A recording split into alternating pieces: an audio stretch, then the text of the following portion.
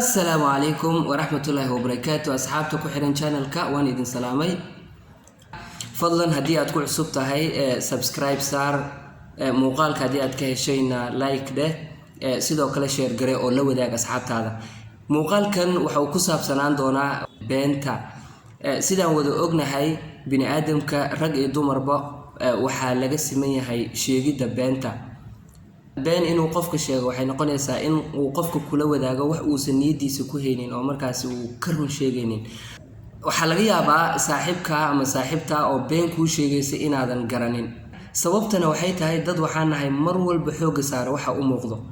oo aan wixii ka fiirsasho si ka fiirsasho leh inta badan uma sameeyno uma ogaana saaxiibadeen waxyaalaha ay noo sheegayaan qaar anaga naga mid ah waxaad markhaati ka tihiin in ay aad ugu fiican yihiin sheegista beenta oo xitaa markay sheegayaan marar qaar aad u maleysay inay run kuu sheegayaan oo yacni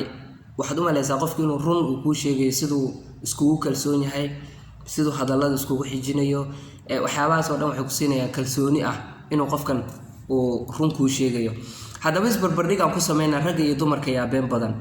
marar badan baa baraha bulshada ku aragnaa iyada oo arrintaas wax la iska weydiinayo marar kale oo badan waxaan aragnaa iyada oo markaasi ragga iyo dumarka doodo ay ka dhex taagantahay arrintaasi ku saabsan anigu ma doonaynaa raggana taageero dumarkana taageero balse waxaan doonayaa inaan cilmi baaris la sameeyey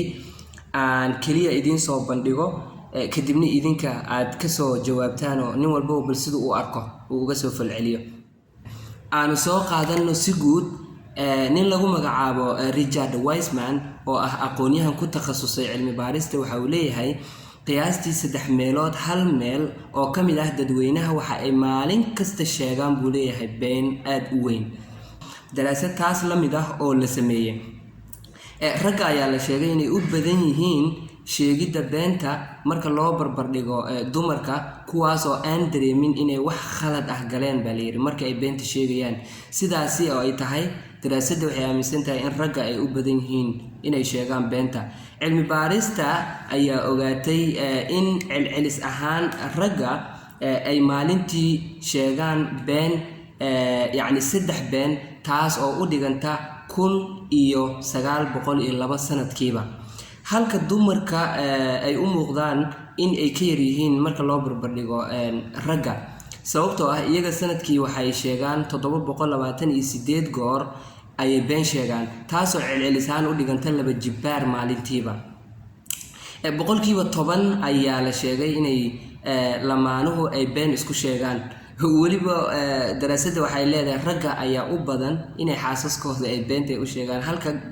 gabadha laga yaabo sayigeeda in aysan u sheegin been sidaas u badan haddaba adiga oo isbarbardhig ku sameynaya isla markaasna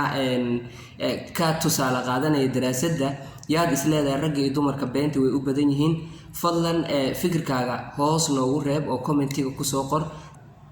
waa walaalkiin Cabdullaahi Xuseen Kilaas intaanu ku kulmi doono muuqaalkiisa xiga أمان الله.